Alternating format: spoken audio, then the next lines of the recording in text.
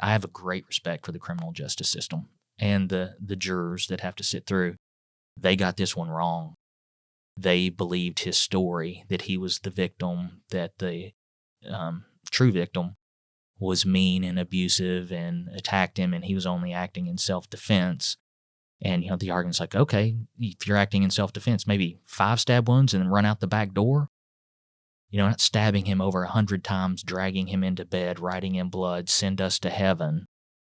It's just, they just bought his act. Warning. The podcast you're about to listen to may contain graphic descriptions of violent assaults, murder, and adult language. Listener discretion is advised. Welcome to the Murder Police Podcast, The Murder of Todd Schumacher, Part 3.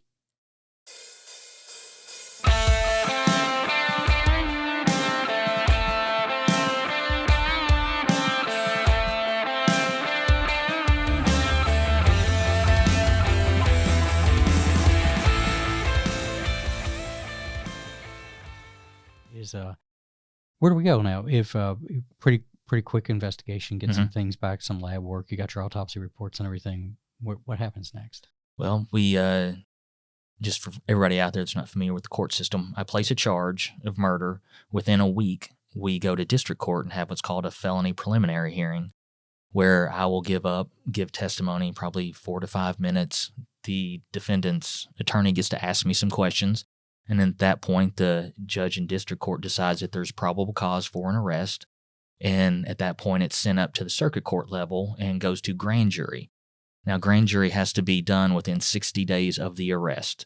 So as soon as we get the probable cause hearing over with, I make contact with the Commonwealth Attorney's Office, find out who my prosecutor is.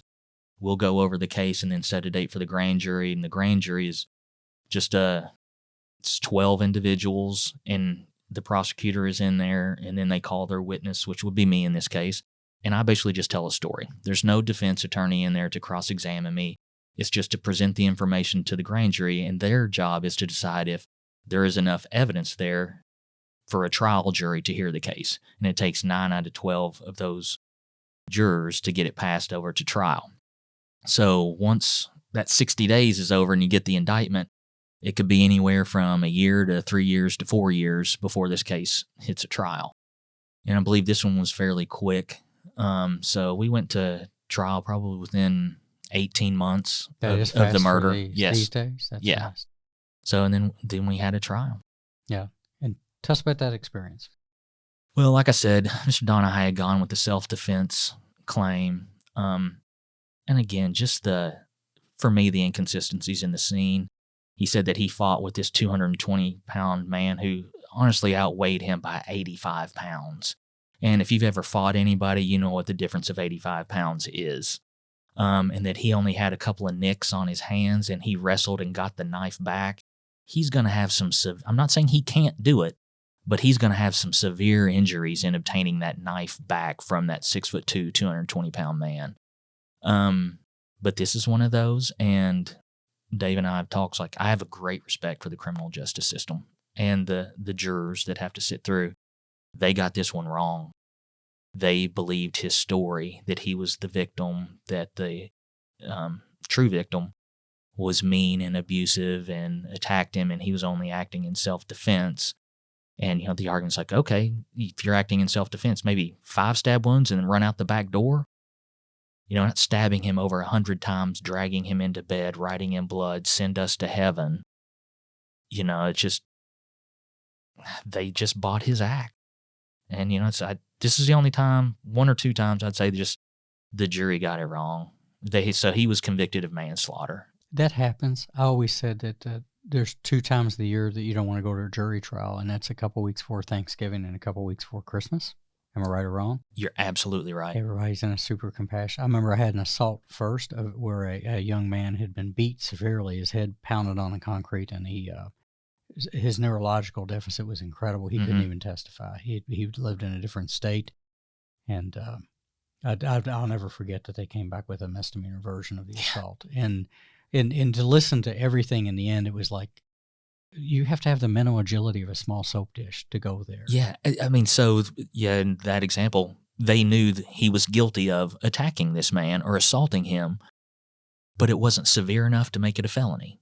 If he did it, he did it. That's and it. then the injuries are what they are. That almost takes it out of your hands. No, he was. If you believed he did it, then he's guilty of a felony assault. This kid had lost vision in one eye and everything. It was horrible. So, yeah, I respect the system too. Absolutely.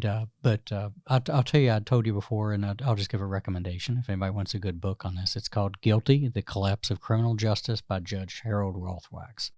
Go get the book and read it. And I told you before too that he was a defense attorney. I think in New York, he was a chapter president for the ACLU for years, and he got on the bench and had a 180-degree turn because he got splashed with all that reality. And for example, he doesn't believe in unanimous jury verdicts in criminal trials anymore because he said a holdout juror. And Judge Rothwachs said this, and he cites Kentucky cases where he says the holdout juror never decides on the case facts in the case. He cites a Kentucky case where when they polled the jury, the one woman that wouldn't go with it on a robber said he just looked too handsome to be a robbery suspect. And there we go. It's amazing. There we go. So Guilty: The Collapse of Criminal Justice. He's deceased. I wish I got to. I think Ray the Diego spoke to him one time. God rest his soul. Yeah. But pretty impressive guy. But we have a fantastic system. And I know right now people are talking about reforming the criminal justice system in different ways, but boy, there's a lot of victims that are left without justice too. Yeah, and I know it's set up. It's best to let 10 guilty men go free as opposed to one, that. And I do believe that. Yeah. I couldn't imagine. And I wouldn't change that. I'd go with that. Yeah, but it's, especially in today's climate, getting 12 people to agree on any topic is darn near impossible. Yeah. And then you throw in situations where, again, you're appealing to people's, compassion and stuff like that. They don't want to be responsible for sending someone away for 40 years. Oh, it's tough, especially in a death penalty case. Yeah. To meet a juror after that and what they thought. But I think what's frustrating about that is that it is hard to send them away. However, I just wish they would put their feet in the victim's family's shoes. That's what that does to the victim's family who knows it's just a misdemeanor or knows it's just a manslaughter when it clearly was a murder. And in that case, overkill for Todd. And it's frustrating. And I always say, when they say, and of course it's people's opinion on death penalty or on how they choose the jury to go or their decisions. But I just think if people would think if that were their family or their loved one, would you be okay with that small of a sentence? Well, and it comes back to the same people that we have an immense amount of respect for, the defense attorneys. Sure, yes. And that is what they get paid the big bucks for, sometimes no bucks at all. Yeah. And the ones we'd agree that we'd go out and have a drink with in a minute, and I love them to death. That's how the system works. It's when I was young and naive, I was like, how do defense attorneys convince 12 people that this person's innocent? And you really don't need to do that. No, you don't. You just have to get one person to believe you, and it's a hung jury, and then there's going to be a plea, or, you try it again and hope for a better jury pool. But, they just have to convince one person on there that there's reasonable doubt, and I think that reasonable doubt gets abused a lot. Well, it's like everything else that it's not reasonable doubt. Reasonable doubt isn't anything's possible. That's it. Aliens could have come down too. Can you disprove that? That's true. So it's people take that beyond a reasonable doubt way too literally, I believe. Do you remember what the jury came back with on him? I think the 10 years on man one. Which that's nothing in Kentucky. Yeah, I believe he's out, or if he's not, he's in a hospital somewhere. Yeah, it's they just don't stay in very long. Now, did you have contact with Todd's family or his sister who found him after that? Yeah, we stayed in contact with them, but we have a great program at the police department now, but also it started with the Commonwealth Attorney's Office because of the victim's advocate, and they are responsible with keeping the victim's family in the loop about court dates. So we're kind of freed up to do investigative work, but we certainly make sure that the victims' families are taken care of and informed. We update them with progresses on the case and such. So yeah, we stay in touch with them. In the aftermath, thinking back on this case, is there anything that you would have done differently? Or I don't think we could have. It was a pretty straightforward, I thought, simple case of murder. do you remember who you worked with on it? B.J. Carter. Okay, good news. Yep, Very good absolutely. news, yeah. Reed Bowles was out there. The patrol officers did a really good job. I believe Officer Taylor was out there. They did really good preliminary interviews and did excellent write-ups to where I could refresh my memory going back into the case file about what he told them as opposed to what he told me. So, good work all around. And it's not odd for the Lexington Police Department to do good work. I know people would think we're tooting a horn and everything, but I never, in the entire time, I never had a bad experience. I had never, like, and I hear horror. I travel a lot now, and I hear horror stories, and I'm like, what? It's got great people. I had a commander, we'll say Commander Matt Brotherton again. Mm-hmm. We're talking just the other day about our travels, where our cases led us. Los Angeles, Chicago, Miami, Atlanta, Tampa, Washington, Baltimore, New York. When we're starting out, it's like, we're a pretty good agency. But when you get to visit these other agencies, you realize how good Lexington has it. I know. Yeah, we are one of the best police departments in the country. And I say that with complete confidence. Yeah, I remember back in the day I went, and I won't say where, but me and Schoon went to another agency, and we had the start of the murder book, and they looked over and said, "What's that?" I'm like, yeah. Okay. Some of it's like terrifying. It's like, you run a murder investigation? Yeah, but in their defense, it's because and we can just hit this spot with it, is that it, so much in law enforcement is learning at the coattails of somebody in front of you. So I give a wide breadth. I'm not being critical of it, but the reality of it is that if there's one thing in law enforcement that just universally needs is training. And it's incredible. Especially when people talk about impacting budgets in police departments, which is kind of the thing the last few years. It's like, okay, I mean, the first thing that goes when the money gets tight in a police department is training. Yeah. It's a la carte. You get the minimum you need and everything. But when the budget gets tight, the very thing we need to probably be better and more confident is the first thing that goes. Yeah. And then after that, overtime gets tossed. And you try working a murder on 40 hours a week, it just doesn't get done. Oh, if anybody, another book, was it David Simon, Homicide? Homicide, A Year on the Killing Streets. Exactly. Great so book. Good. Yeah, the 10 Rules of Homicide. And one of them is that an open murder case is a money tree. A money tree. But I remember back in the day in the unit that a major or I think Fran Root, and he would come in one day and say, okay, guys and girls, we've got to cut the overtime back. And it's like you just whistled for the Grim Reaper. Yeah. It was like as soon as they'd say that, and I'm not making light of it, it was like, if you want to bring tragedy into your community, just talk about that, because it was like it rained at midnight that night. So this stuff costs money. Yeah, but you're right about the just riding on the coattails of the ones that came before you. I mean, think about how far back that goes. You just mentioned Fran Root. Mm-hmm. There's Fran Root. Then there's Danny Gibbons. Then there's you guys and James Curlis and Paul Williams, Chris Schoonover. Then I come along.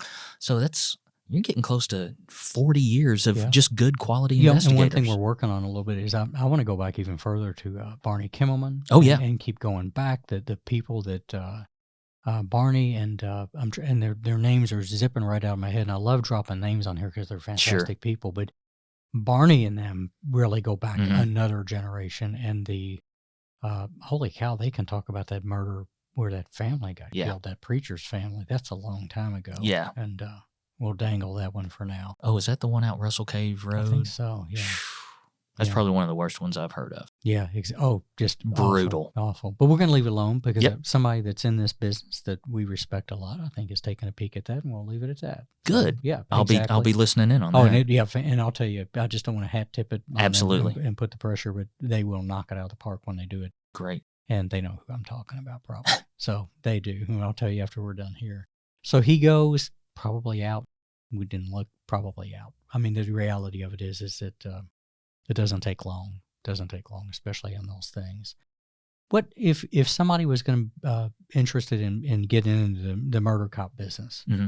What's a few things that you would suggest them? Let's say like they're a patrol officer and they're out earning their bones because in Lexington, as a matter of fact, you can't go into a specialized assignment by contract until 3 years, which makes all the sense in the world, actually. Absolutely does. Yeah. What would you tell somebody? Well, first off, to those people that are in college thinking about entering into a career in law enforcement, You don't necessarily need to major in criminology or police administration. The Lexington Police Department will teach you what they think you need to know. We've told people to get a degree in English.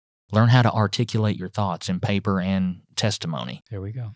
But once you're on the department, which, again, when I decided I wanted to be a police officer, I wanted to be a homicide detective right off the get-go. And I was really bummed that I knew I was going to have to do 3 years of patrol. Looking back, I wouldn't trade those 3 years for anything. I learned so much. But for new patrol officers out there that are wanting to get into homicide investigation, go up there and introduce yourself. Tell them that this is what you want to do. Ask if they could hang out. And it's like, hey, my RDOs starts Friday. Do you mind if I come up, shadow you guys? We just never had that happen. No. I mean, I did. It was very rare. It really now and was. then, it was very rare. But, I mean, God, if I'm a veteran detective and some 26-year-old kid on patrol is spending time on his day off to watch me and ask me questions, he's already got the battle half won. There we go. You know, just that initiative and that drive and making it known that that's what you want to do. And then make sure, I don't care if it's a stolen lawnmower report that you're taking, make it a good one. Amen. Because we read all these reports and we may not recognize if it's great or really good, but we will recognize if it's crappy. We got told that day one, Mm-hmm. right? And I even was told that on really crappy reports that they would hang them up in investigations. And I remember thinking, nobody does that. And then I got up there. Yeah. And it was like a mural. Yeah. And it's like the wall of shame kind of a Yeah. thing. So that's a driver. Before we close, too, one more thing, too, because you did cold cases. Mm-hmm. And this is a side passion of mine I'm pretty interested in. What would you tell a citizen detective, a lay detective, an internet sleuth? Because I personally believe there's space for them in this whole game. It's just frustrating as to finding that because of the time, and I've seen some beautiful work done.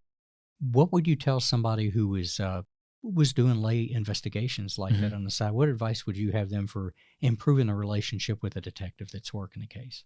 That's touchy because, as you know, a lot of detectives are very territorial. Oh, yeah. Yeah, I don't want anybody looking over my shoulder, second guessing what I've done.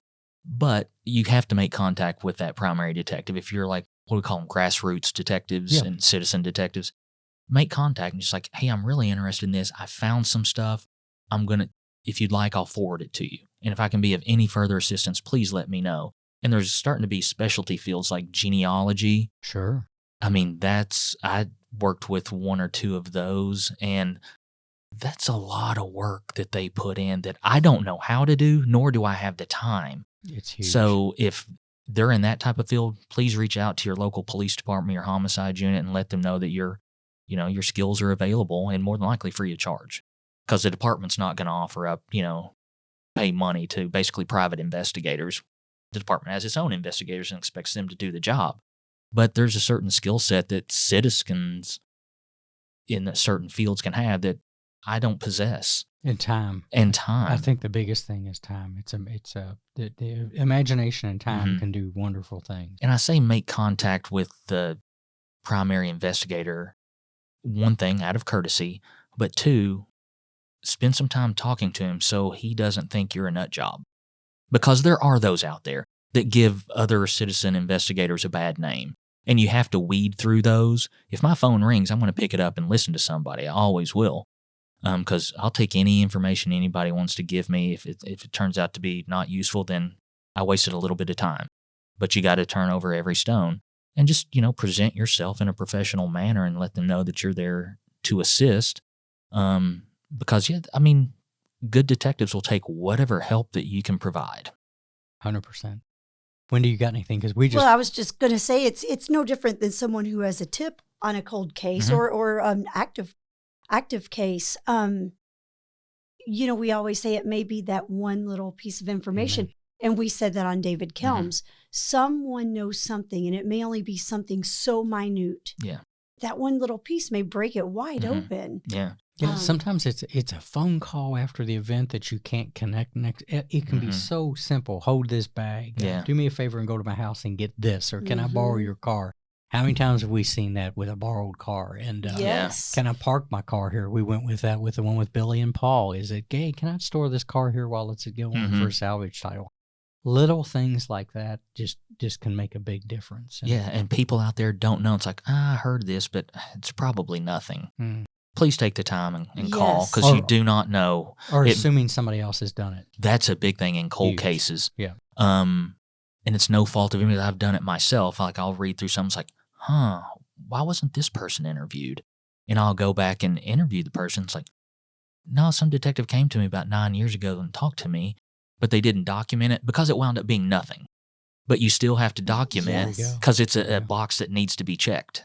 Yeah. I always say in my line of work, if it's not written down, it didn't happen. That's true with anything. Absolutely. It's so important to document those things. Get on a stand with one of these really good defense attorneys in town, the ones that I've got a couple that are interested in coming and doing the show, actually. Really? Which would be neat. That'd be a fun one to do, a round table. Yeah. With a prosecutor, a defense attorney, a detective, and we'll just get a ring. Yeah. Let them all go at it, because they will. They can hit the bar outside, and we can load everybody up, and thank God we'll have video of it. Yeah. But the reality of it is that I'd like to get them to come on and talk about, just like you talked about, your job is to defend somebody, and let's, for argument's purposes, they did it. Yeah. And because a lot of people are like, how can you do that? Well, somebody has to. Yeah. Right. It's how it separates us from the rest of the world. Actually. And a lot of people don't get that. They think the defense attorney's job is to get a guilty person off. No, their job is to make sure that their client receives a fair trial and hearing. That's it. That all the and you have to have that. I'm in complete support of that. Yeah. So that's not their job, is to get guilty people off. They just have to defend their client. That's it. Yeah. That's what it's all about. Well, good deal. That was fantastic. I think we got many prayers to Todd's family. Absolutely. Especially with the extra anguish of dealing with the discovery and everything. Yeah. And the sister walking in on that. Horrible. I had the misfortune of walking in Angie's, and that, as I said on that podcast I did on her, and that's something that I'm sure his sister sees every time she closes her eyes. I couldn't imagine seeing a loved one in that state. And we had issues. I'm sure you dealt with this. Suicides were big. Yeah. Like, they can say, I want to see the pictures. I'm like, no, you don't. No. You don't. And because they were so adamant, a lot of times I would be like, I understand, and I certainly can't stop you from looking at these, but give me 4 months. Let all this go by. And if you want, in 4 months, come back and you're still adamant about wanting to see it, I'll show you. But please take that time. And about 75% would be like, thank you so much. It was just, I don't know why I wanted to see my son in that condition. But I think it's that accepting it. You can't wrap your mind around it. And I think it's just seeing, it really happened, but did it really happen? Yeah, it's just like I tell him, it's like, please remember your loved one the last time you saw him. Not this. And of the 25% that did want to see the pictures, regretted it immediately. It's just awful. Just real quick, an anecdotal story. When I first started in patrol years ago, we find dead people. Yeah. That's part of policing, is either somebody hadn't answered the door, got the mail, and so you hike in through a window and everything. But I'm not going to go into too much detail because it's probably personal to somebody. But I remember one day discovering 2 decedents, one of them very young. And I'll never forget the idea that before the other family member got up the hallway, I successfully got that door closed and got them outside. And it was like, that was a blessing, because what was inside that room was awful. Yeah. And just fractions of a second make that difference. It was bad enough that you and me have to wear it, right? Yeah. And but I remember thinking, my God, how it can be worse. Oh, yeah. Worse.